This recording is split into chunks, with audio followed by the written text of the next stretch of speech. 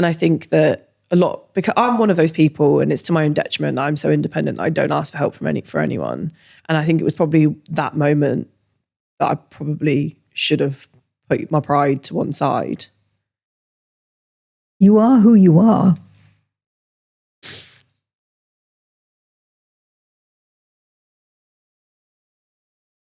Welcome back to another episode of Girls Know Nothing. This episode is slightly different to the normal Girls Know Nothing episodes you guys are used to seeing. That's because last year I decided that I wanted to share probably one of the most personal experiences I've ever put online. And it had a hugely overwhelming response from not just women that follow me on socials, but their partners and family members sharing their experiences, or somebody they know is experiences of miscarriage. You know, I'm only one person and I tried my hardest to get back to everyone, but I thought that it would actually be more beneficial to speak to somebody whose job it is to talk about these kinds of topics on a day-to-day basis. So the Miscarriage Association reached out to me after I shared my story. And ever since, I've been in contact with the National Director, Ruth, who is honestly the most wholesome, cutest person I've ever met. This episode has been a real pleasure to record, and I hope that it helps somebody out there that may be feeling or has felt the mixed emotions that I went through. So it's going to be a difficult episode to watch or listen to, but I hope you enjoy it. So welcome to the studio, Ruth. Yeah, I think just because this is obviously quite a sensitive subject, and it's a subject that I've spoken about very briefly on my socials, but a subject that I've had like 500 messages from people, not just like people that have experienced it, but like partners of people that have experienced it as well. And even to this day, like months later, I'm still getting messages of people that are like asking me to talk about it. So I haven't like overly planned and prepped for this episode, because I want it to be very natural conversation. And I think that also because this isn't something that people openly talk about, there's just, I feel like there's still a lot of stigma around it. Yeah, I think you're right. Yeah. And I think that one of the reasons why I think it took me so long to just come out and say it's happened to me is because when you're in the public eye, people feel like they're automatically entitled to comment on your life. And there's always this, I was always had this thing in the back of my head being like, it's your fault, or because I wasn't publicly known to be with a partner, are people going to call me horrible names because I got pregnant outside of a relationship or outside of marriage, or all of these other things. And obviously there's cultural aspects. So I come from an Asian family, and like my dad's Polish. They're both from very strict religious countries. So I had all of these issues to contend with. And I think that stopped me from like fully recovering or accepting what had happened, because I was trying to control public perception of me more than caring about my own recovery and my own emotional and mental healing from it, and physical healing as well. So I think, like, you know, when I pressed post, I literally turned off my phone and was like, whatever happens will happen. But like, it's out there now and I don't have to worry about other people's opinions of me. But it's still so many unanswered questions that people go looking for. Like, I read books and I just didn't think any of it helped or like answered people's questions. And I guess that's probably why I still get so many messages from people. I think it's sometimes it's to do with self-preservation, that you have to be careful what you read. But it's also because some of what you read, you know, even if you put the medical stuff, the information stuff to one side, and you're talking about feelings, you can sometimes find that you've got these extremes. You've got people who say, well, it wasn't a big deal, get over it. And on the other hand, you've also got people saying, you know, this is grief, this is bereavement, you should grieve. And generally speaking, people are more complicated than that. Yeah. And you can get a mixture of feelings. So you can feel really upset about a miscarriage, but also quite positive about trying again and moving on and feeling okay about next time. Or you might feel absolutely terrified of trying again because you can't bear to go through it again. Or you might be relieved that you had a miscarriage because actually this was a pregnancy that you didn't want and you were thinking about terminating. Yeah. I think for me, I was definitely in that latter category. Children isn't something that I necessarily envision for my future. It's not something that I've definitely written off because it entirely depends on like, you know, the partner I end up with and stuff. But at that moment in time, that's not a pregnancy I wanted. It wasn't a person I wanted to have a child with. And I felt this really weird conflicting emotion consistently that I was like, I feel guilty for being happy, but I'm also sad that this has happened to me because it's a really traumatic thing to have to like experience and witness, whether it's something you would wanted to do or not. And obviously it was that element of choice being removed from me. Because when you decide to terminate, you've mentally prepared yourself, and sometimes through BPAS you're offered support to be able to go through it. But when it's literally taken from underneath you, there's not necessarily the same amount of support offered and available to you. So for me, when the midwife had confirmed that the fetus was no longer viable, it was kind of like, go home, have a hot water bottle and see how you feel. As opposed to like going through a termination. A BPAS employee was like, you know, we can provide you with, they're like, we wish you could provide you with more, but we can only provide you with one counselling session. But at least that one was offered. But I guess that's why your organisation exists, right? To try and bridge that gap. It is to bridge the gap, but it's, you know, part of what we do is also about trying to raise awareness in general about how everyone is individual and everyone's feelings and reactions are individual. But for most people, even if they didn't want this pregnancy, there is probably something pretty unpleasant about it, physically and possibly emotionally, because it may cause all sorts of anxieties about the future. So part of what we do is about raising awareness. Part of what we do is encouraging health professionals to provide supportive care. So it's not only the clinical care, it's also saying, you know, I'm sorry for your loss. And if somebody isn't feeling that bad about their loss, it's never going to hurt saying, I'm sorry for your loss. Yeah, of course. It's kind of blows my mind that there needs to be an organisation to raise awareness about this, considering quite a heavy amount of the population can experience this. Well, actually, everyone can experience it at some point. Even if they don't physically experience it, their partners might experience it, and they still have to go through the emotional trauma of having to deal with it themselves. So it's like, I find it weird that we need to raise awareness about it. But it's interesting, isn't it? Because when you think about it, I don't think people are all that great at talking about death in general. So, you know, think about when a grandparent dies. You might feel enormous sense of grief and loss and you know, tears because you're thinking about them and you're missing them at the table and all sorts of things. And people say things like, well, he was a good age, wasn't he? Yeah. There's this sort of cheering you up thing. And this is with a person whom you knew, of whom you have memories. And when you're talking about miscarriage or ectopic pregnancy, another kind of pregnancy loss, people sort of assume that you know, it isn't a big deal and you wouldn't be feeling anything in particular. And actually you don't have any memories except possibly a positive pregnancy test. So it's a hidden kind of sadness. And we seem to have, I hesitate to call it a taboo, but there is something about miscarriage which makes people feel uncomfortable. And that might be because you think it might happen to you, but you don't want to think about it. You might know that around 1 in 4 or 5 pregnancies ends in miscarriage, but you kind of assume it won't be you. Yeah. It's just uncomfortable. And people will often make it clear that they're uncomfortable if you talk about it.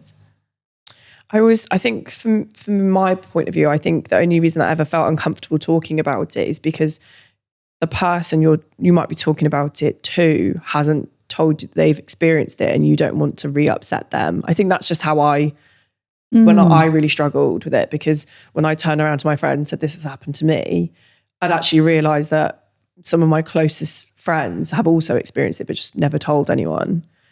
So like it really rehashed a lot of old feelings that they'd kind of just put into a box and put into a cupboard and hoped it would never come back out. That might be true, but it also might be a relief that they actually can talk about it and can allow themselves to feel sad if that's what they still feel.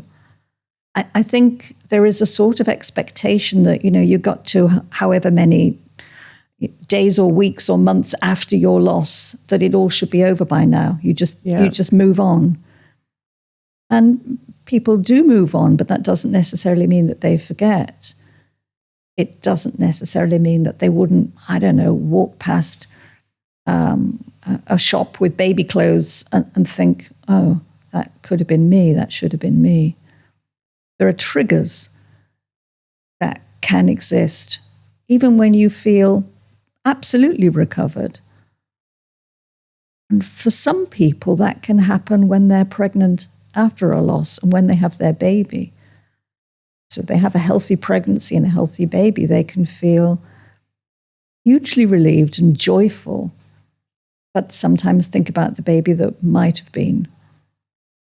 So how do you, as an association, help provide people with the resources that they need to be able to either be comfortable talking about it or feel like they're able to, it's hard to word it because I don't want to say cope with the memory of what happened or get over it, because you like you said, I know you'll never get over it.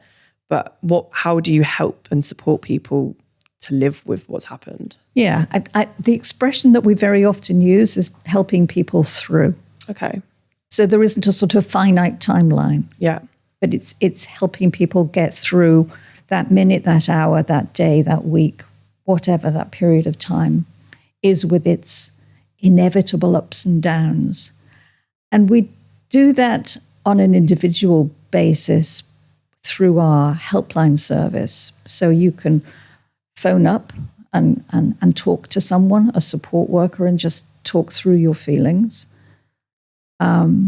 You can also get in touch through live chat or through email or direct messaging, or there are all sorts of different ways that you can get to have a conversation with someone who will always listen and offer some comfort and will never say all the wrong things, which, you can write a book about all the wrong things that people say. And they just are there for people. And that in itself, allowing somebody to talk through what it is without feeling that there's something wrong with them. Or, because people often say, well, everyone around me thinks I should be over it by now.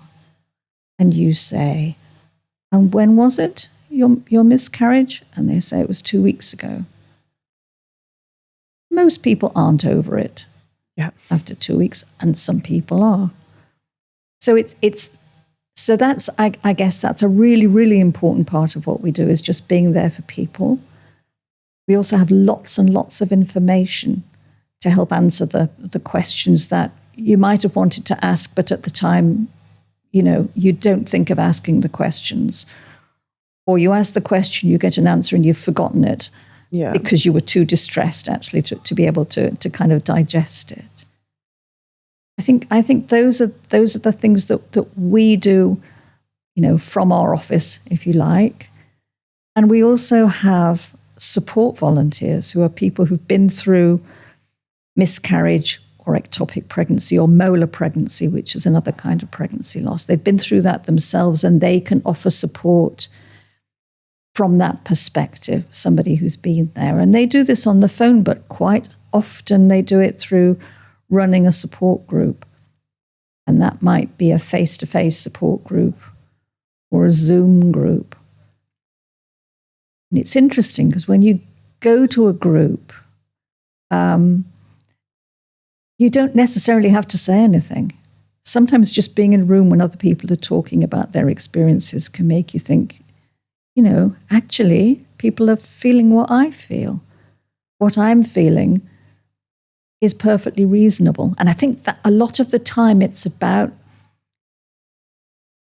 people finding out that whatever their feelings are, they are completely understandable given what they've gone through. So it gives, I guess, validity. It validates what people are feeling.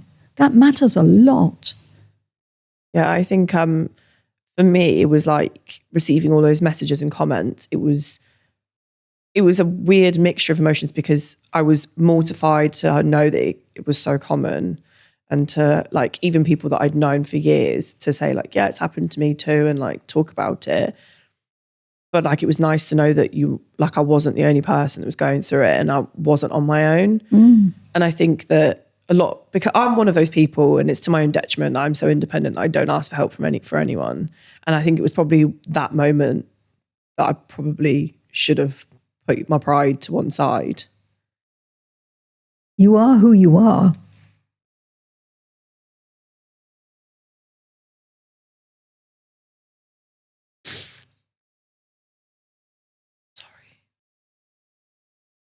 I'm so used to making other people cry on my podcast. So it's really weird that I'm the one that's crying. I think I have that effect on people too. So together we can do a great job here. Yeah, I don't know if it's a good or a bad thing that we're like that good at making people cry. I don't know. I think it's, obviously we've spoken on Zoom before and I cried then too. So I knew it was going to happen, and I should have worn waterproof mascara, so it's my own fault. But no, I think it's an entirely different emotion when you like speak to people and feel like someone actually is listening, because there are other services out there that are more generic and general mental health support services. And I think when I was like really struggling with it, I would turn to them because I guess I didn't know you guys existed, and because they're not equipped to deal with how specific this type of grief is or was. They gave the worst advice I think I'd ever received from anyone. So like it was, I think people just don't know what to say. And like, I've said this to people, like when partners of people that have experienced it, or I've actually had a lot of messages from men that are like, I've not experienced it, but I want to know how to help a partner if, touch wood, it never happens, but if it ever did happen to their partner, how did they support that person? And in my experience, it's not always trying to find the right thing to say, but it's like, I always found that people were there very much in the beginning when it was fresh, but like down the line, people tend to drop off because they think you're over it. But actually it's later down the line, it's probably when you need somebody more, because at that moment in time, I was just surviving and not actually dealing with what it was. And like I probably needed those people then more than I did in the beginning part. But maybe that's just me, I don't know. I think it varies a lot. I mean, that makes a great deal of sense. At the time, you're just dealing with just somehow getting through the hours and the days and the physicality of miscarriage, which nobody talks about. They don't talk about bleeding and clots and pain and mess and fear that you might miscarry when you're on the bus or in the supermarket. They don't know how many, acres of pads you've had to use when you haven't used pads for years and you think they're revolting. It's all of that sort of stuff. And all of the emotions that go along with that. So at the beginning, you're sort of consumed with that, and you may not have the bandwidth to kind of talk about your feelings or even consider your feelings. And sometimes as time moves on, you do get these triggers, or you're kind of more open to talk about it, or maybe somebody tells you about their miscarriage, and you know that that's an opportunity possibly to say what you might have liked someone to say to you at the time. Yeah. And very often, you talked before about what people not knowing what to say. I think less is more. Yeah. If you say to somebody, I'm really sorry for your loss, or I'm sorry to hear your news. And then listen. I mean, really listen. I think that tends to be what we're really bad at. We kind of want to charge in there and make them feel so much better. So let's cheer you up. This is the great British way, by the way. If you have a brisk walk, some strong tea with 3 sugars, and cheer up because, you know, I know somebody who had 5 miscarriages and then went on to have a perfectly healthy baby. Now, that isn't enormously helpful. Yeah. Because you think, well, I need to have another 4 miscarriages then before I have a baby. Or they say, well, you know, you're young, you can always try again. I've had that said to me so many times. Or, you know, it was quite early, wasn't it? So it wasn't really a baby. Think of it more as a heavy period. Yeah. Or anything that begins with at least. Yeah, I think it's, you can't, everyone feels things differently, and it shouldn't be down to somebody else to tell you how they would deal with something because they're not you. And I think, do you know what? I think if I was to go back, one of the things that I selfishly, or selfish is probably the wrong word, is that sometimes we don't think about the other partner and how they're impacted by it. And I know that said partner for me didn't want child, but I really didn't take into consideration their emotions or their recovery or their feelings.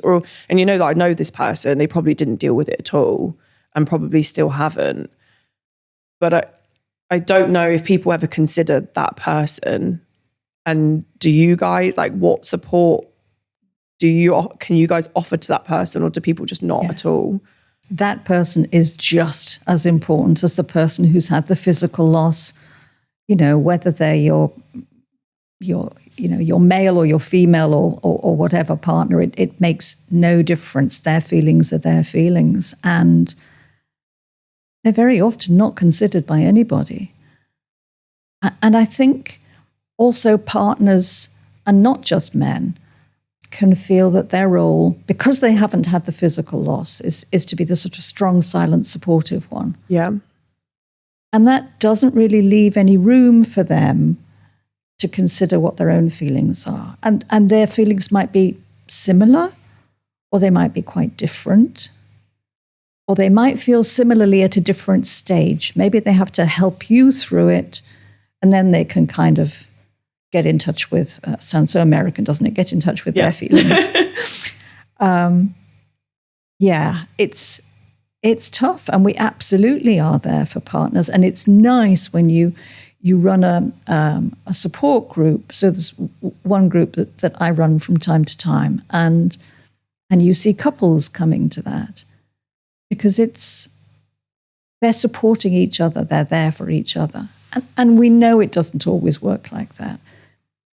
If you've got a difficulty in your relationship already, something like miscarriage, you know, for some people brings them closer together, but for others it can really make matters worse. It can kind of maybe help each of you think, do you know what, this isn't the person for me, or this isn't the future I want. Yeah, I think that's what it was for me. Like a massive realization that what I thought I wanted actually isn't. But I think sometimes I think about it a lot, like I didn't take that other person into consideration and how they feel about the whole situation, because in that moment in time, I was really selfish and only thought of myself. So I think that's probably one of my regrets. And I don't think the other person's perspective is talked about enough. And that's one of the few things I've seen is that people come to me and say, like, how do I support my partner that's gone through a miscarriage? But no, I've never had anyone message me saying I've gone through a miscarriage, but how do I support my partner as well? Which is why I wanted to bring it up. But I think I've noticed, I actually didn't realize how bad quite a lot of maternity services are in the UK until I had to use them when I was going through a miscarriage, because I was made to sit in a baby ward with new mums as I was waiting for my scans and blood tests. And I think that for me was actually the most traumatic part of what I had to go through, because even if I didn't want said fetus, like I had to sit and look at women or people who had carried to full term and had their child. And I like, is there, do governments even ask you guys what you guys think about how they can improve these services for people that are experiencing loss, or do they just completely forget about that part of society? There is something that the government published called the Women's Health Strategy, which you might have heard of. And that encompasses absolutely loads of stuff around women's health. And they've also recently published something called the Pregnancy Loss Review, which is very specific and looks particularly at pre-24-week loss. And within that, there are something like 79 recommendations. Yeah, I've read that. And there's a top 20. And some of those top 20, which the government is committed to doing something about, some of those are going to take ages. So, for example, if you have, the situation you describe is awful. There is no two ways about it. It just is awful. You shouldn't have to be with new mums with tiny babies. It's difficult enough for people to be in a waiting room with people who are visibly pregnant, or women coming out of their scan room looking at their photograph, their scan photo. There are all sorts of things that are very difficult, but if it's a matter of there is only one room, there is a limited number of time in the day when we have to put people together in the same space. A government can't do everything about that, I'm assuming, unless they pour lots and lots and lots more money into enlarging the estate, the physical estate of the building, so there is more space. But sometimes staff can help, and very often they do. And I think of the early pregnancy unit staff that I've come across, who do things like saying to people who've had a nice scan with a positive result, and they have their photo, and they say, please don't look at the photo when you're going back out through the waiting room, because there might be somebody in there who's feeling upset. Or if they've had a really difficult result, unexpected news or expected news of a miscarriage, they may offer them a different way out if they want it, if they don't want to go through the waiting room. And I've had women talk about that, about being in tears and going out through the waiting room. And not only was it difficult for them, but they felt guilty at possibly upsetting other people who were waiting. So I think there are lots of elements to this that are going to be much longer term improvements, which is to do with the actual buildings, but it's also to do with the number of staff. And if there are insufficient staff and insufficient facilities, that's a real problem. Yeah, because there's less space and there's less time and there's more strain and stress on the people who are doing the job and want to do it well. So that's a very long answer to a fairly short question. No, I think it's a good answer. And I think it's really important, to have a pregnancy loss review with over 70 recommendations just goes to show that the state of maternity services is quite bad, I think. You know what? Let's argue that one. Okay. What the pregnancy loss review could do is just to say, crikey, this is rubbish. Yeah.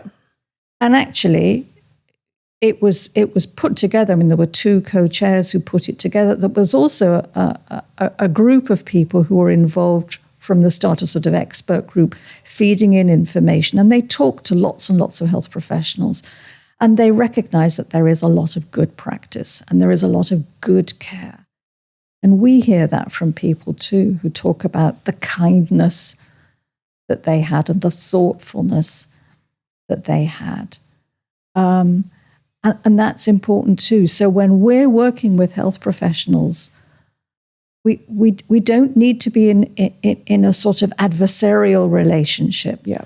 We can say, this must be tricky for you. How do you manage this situation? Yeah. And there is also something called the National Bereavement Care Pathway, which is a piece of, it's not a piece of work, it's a project that's been led by another charity called SANS, which is a stillbirth and neonatal death charity. And one of the parts of that is for pre-24 week, so miscarriage, ectopic and molar pregnancy. And there's a lot in there about what matters to patients beyond the clinical care. And it's all the things that you're talking about. It's the kindness and compassion, the ability to listen, to be able to communicate and explain, thinking of the words you use and the impact it might have.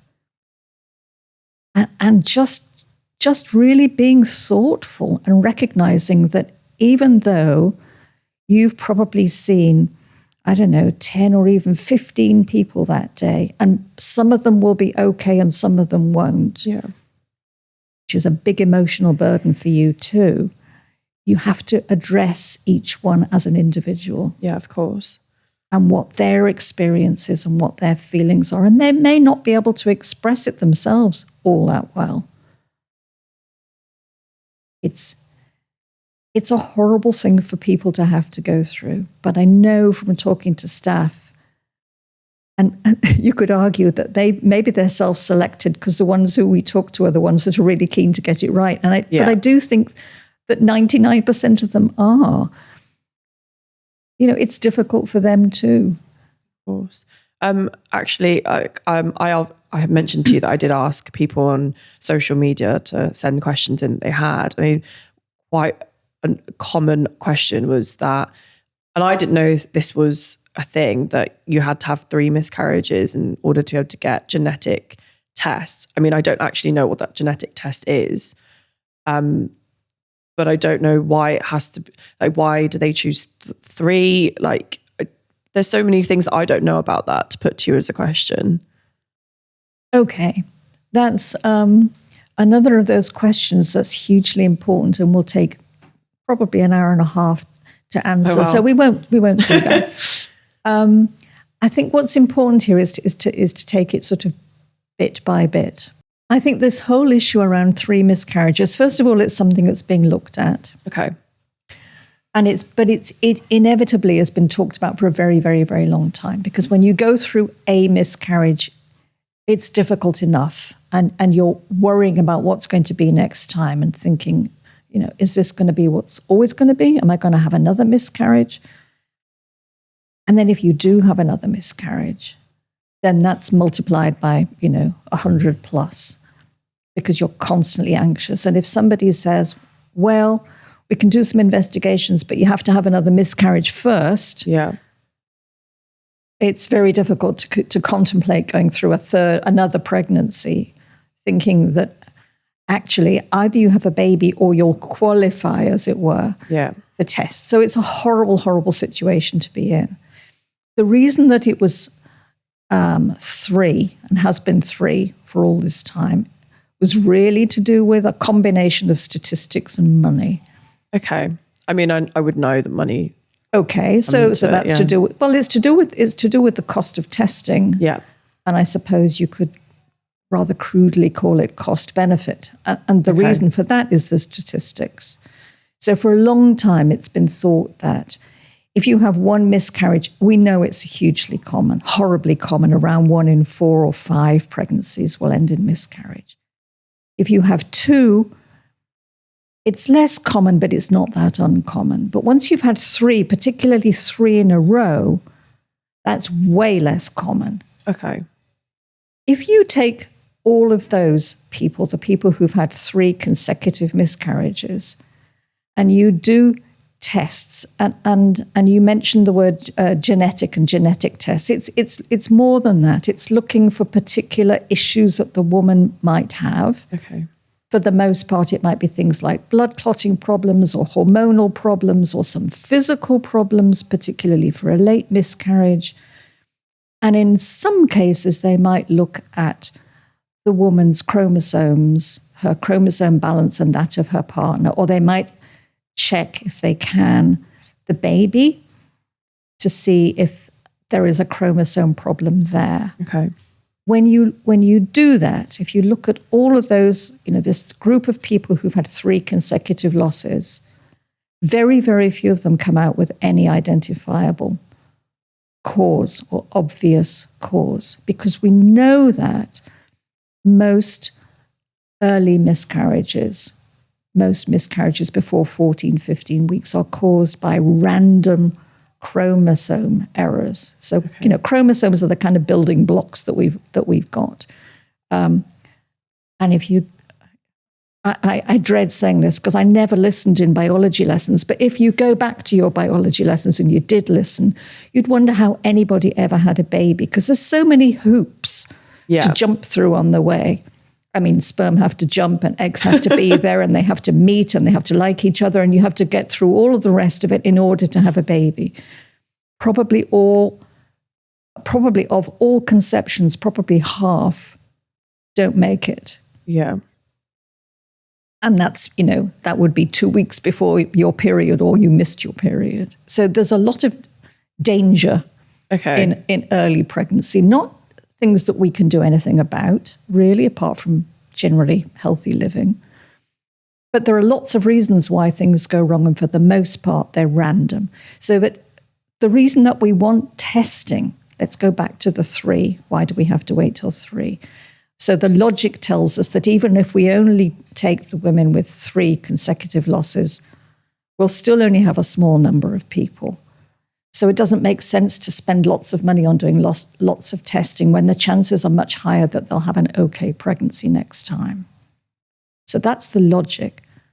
But if you're the person involved, that logic doesn't wash at all. Yeah. Because you just want the investigations. And the reason that you want the investigations is twofold. First of all, you want to know why it happened. Because if you know why it happened, maybe there's something you can do about it. And the second of all is the what can you do about it? Because the assumption is that once you've got the answer, what caused my miscarriage, then you've got a treatment. You've got something that you can do to make it different next time. And the awful truth is there is very rarely anything you can do next time. That it's not that it isn't possible, because it is. There are some conditions like a blood clotting problem, which is also known as, I think people call it sticky blood syndrome, but it's also called antiphospholipid syndrome, or APS. And it seems around probably 12 to 15% of people with 3 consecutive losses have that. And if they're treated with in their next pregnancy with a combination of low-dose aspirin and heparin, then they have a much lower risk of a repetition. It absolutely wouldn't necessarily, you can't say that if you take this treatment, you definitely won't have a miscarriage next time, because the treatment might not work. Or it might be that this pregnancy went wrong because there was a chromosome abnormality. So the treatment for the blood clotting issue isn't going to work.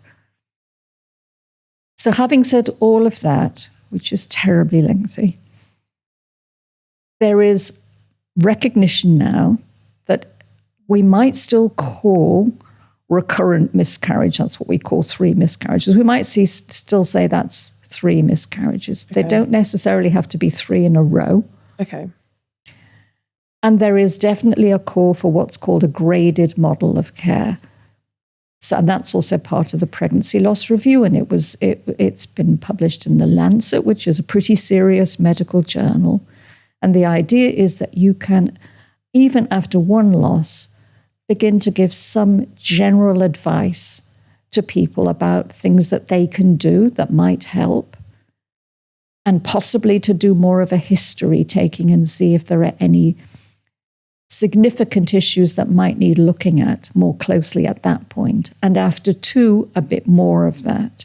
Okay. And you may even only have the more, sophisticated or in-depth examinations or tests of you or your baby's chromosomes after 3 losses. But it will mean that more people might know a little more earlier on in this journey. No, that makes sense. Is the thing is, you're saying they're lengthy answers. That unfortunately, with something like this, you can't give a short answer to something that's so complicated and It's involves true. We have so a leaflet many... about it, though.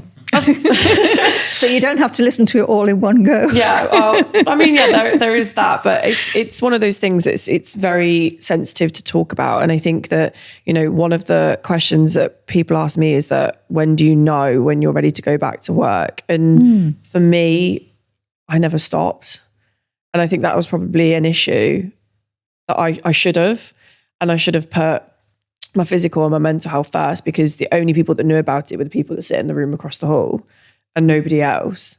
And I didn't want anyone else to know about it. And, you know, they were trying to get me to not work. I was like, I'm self-employed. I can't risk not working, because I don't want people to think there's something wrong with me. I don't want people to know. So, you know, I would not do as I do, basically. Like I would take, if I could do it again, I would have taken some time off. I don't know how long that would have been or how long I would have needed, but even if I took a day to myself, because I remember taking my laptop to the hospital, and that's not a healthy thing to do either. So, I mean, I would be the worst person to give a piece of advice on that. I don't even know if you can give people a time frame of how long they should take off work. So I guess it's each down to their individual persons. It's absolutely down to them, and it's down to each individual to figure out what's best for them emotionally and physically. But also, you know, there is reality, and not everyone can afford to take time off. And people who are in the gig economy, or who are self-employed, or you know, who have to work in order to get income, can't necessarily afford to take the time off that they might feel that they want and need. And that's a great sadness.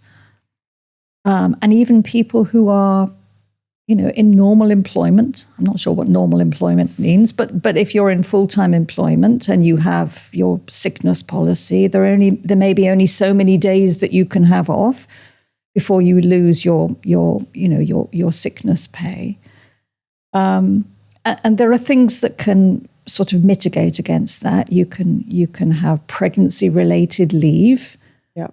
So that means that your doctor can sign you off for so many weeks and say that it is pregnancy related. So when you're pregnant, it's a protected status in employment terms. And that means that nobody can, for example, say that you've had too many days off sick. It can't affect your employment. It can't affect your career. It can't affect you negatively in any way. So that's useful, but it doesn't necessarily guarantee that you'll be paid, because it depends on your terms and conditions at work. So that's very difficult. So ideally, I would say to people, the time to go back to work is when you feel ready to go back to work. And if you feel that you need time off, hopefully your GP will offer you pregnancy-related leave and possibly a phased return to work. So you might feel that you can just about manage mornings, but in the afternoon, you fall apart. You can hold it together for that long. Yeah. Or it might be that you feel that you only want a week off and then you want to go back to work. And there are people who want to go back to work as soon as they can, because their experience of pregnancy loss has been so difficult and they felt so out of control that it's only when they're at work that they feel like a competent, confident person. They need that kind of framework or structure to help them through. And I don't think there are any rights or wrongs, except that I really, really wish that we had a national employment framework that allowed for, some kind of payment, whatever your circumstances, so that it was automatic for any organization, that if people needed sickness leave, as they might if they had a heart attack. Yeah, of course. there would be at least some financial compensation there. Compensation is not the right word, but they wouldn't lose out financially. Yeah. Yeah. I mean, I honestly feel like I can sit and talk to you all day about this stuff, because you're actually one of the very few people I've spoken to about it that's very calm and reassuring, and like you feel comfortable talking to. And actually, do you know, like even the people that sit across the hall were like, Ruth's coming in today, and like they're really excited to meet you. So like I think that's just how you leave a positive impact on people's lives. Thank you. I'm gonna start crying again. I don't want to end the episode on crying, but no, why not? Do you know what? It might be the first time people have actually seen me cry, because I think people don't think I'm capable of doing it. So goodness me, what kind of a superhuman are you? I'm very good at hiding it. You're just private. You're just private. I think I'm just very good at hiding it, and it's not always healthy. So yeah, I think it's just a different version of me that people see. But I guess it's, you're being me today and making me cry instead of me making you cry, but it's not on purpose. But honestly, I really appreciate the long journey you've made to come down here and have this conversation. It's only Leeds. It's not, Greenland. On the train. That's a long on the train. That's a long train journey, especially with the way that our trains work. Yeah, but do you know what I was reading? I recommend this. This is obviously not for your podcast. So Hamnet. Okay. By Maggie O'Farrell. Okay. It won a Women's Prize for Fiction. Oh. And somebody told me to read it, and I'm halfway through and I'm just stopping to savor a sentence. Oh, okay. I'm going to take the recommendation. Anyway, that's beside the point. Going back to being private, and actually many of the things that you've said today have been around what you might do differently were this to happen again, which I sincerely hope it doesn't ever happen again, or what you wish you had done at the time. I think it's really important not to be cross with yourself or beat yourself up about decisions that you made, actions that you took, because what's past is past. But also looking at that past, you did the very, very best you possibly could to protect yourself at that time. And for you, that was keeping it inside, and it was keeping it private, and it was presenting your normal, professional, here I am, people face. That's what you needed. Just as actually your body was doing the best it could do under the circumstances. It's really important to remember. It's so easy for us to feel guilty.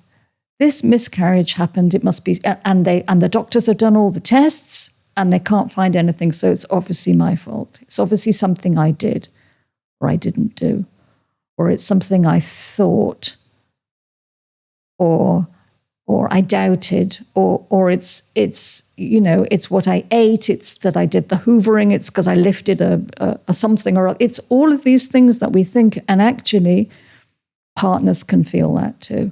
Yeah. So men will say things like, well, I've obviously got duff sperm. There's no point here. I can get her pregnant, but it doesn't work. So it's good to know about the kind of things that you can do to maximize a healthy pregnancy. But most of it is completely outside our control. It is not because of what you thought or because of what you did. I mean, probably skydiving isn't a great idea at that time. Yeah. But, Paula Radcliffe ran a marathon when she was pregnant. Yeah, I think she's just superwoman, superhuman, and I won't be doing that. But honestly, I think there are so many people out there that really appreciate this conversation and be glad to know that an organisation like you exists. And now that they know that you exist, they can find their way to you to get the support they need, because I obviously cannot support everyone as a one single human being that does not have all the answers. But yeah, honestly, thank you so much for coming, and I really appreciate it. You're really welcome.